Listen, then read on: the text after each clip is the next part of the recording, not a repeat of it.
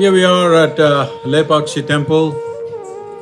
When I was a child, in my grandparents' home, this was a very important temple because this was built during the Vijayanagar Empire, to which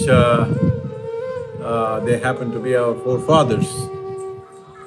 And my great-grandfather built some chowltree close by. 50 years ago, I have come here. It was a grand temple with lots of people, daily pujas. Today, it's in abject state of neglect. Well, it's become an archaeological monument. It's only for tourists. Temple is not a place of propaganda. Temple is a place of power which should draw people.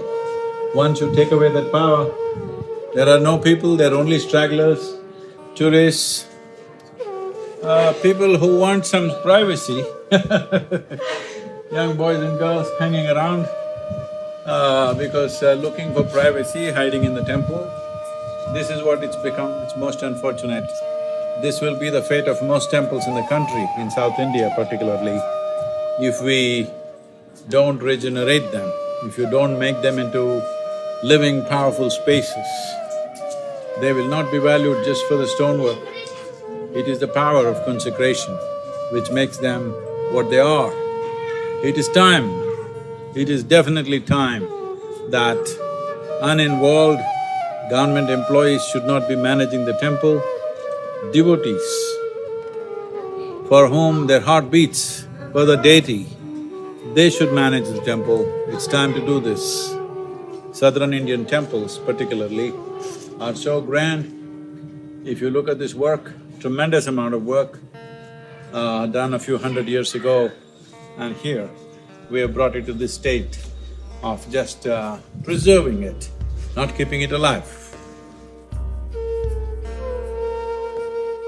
This is a place where Jatayu's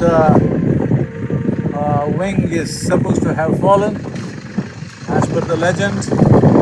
So, there is Jatayu's image up on the rock.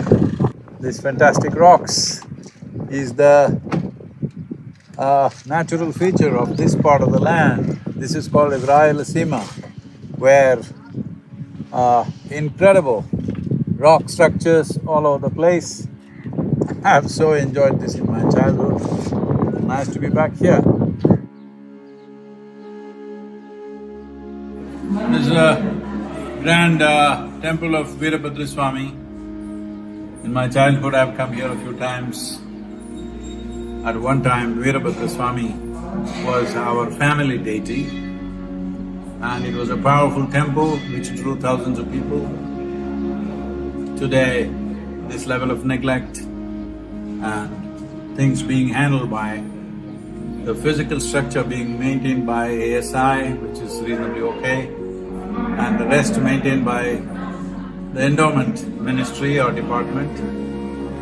It's painful to see that just 50 years ago, what was a powerful and beautiful temple, today is just catering to tourist curiosity.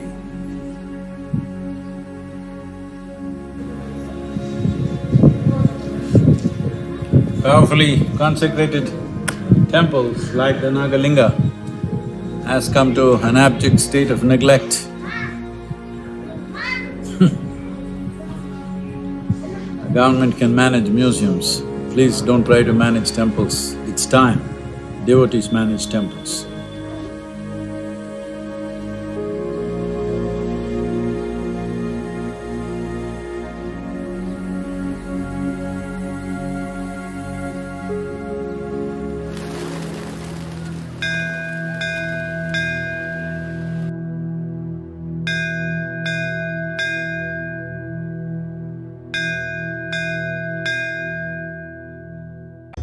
Human beings should understand, in pursuit of well-being, you don't have to look up, you don't have to look out.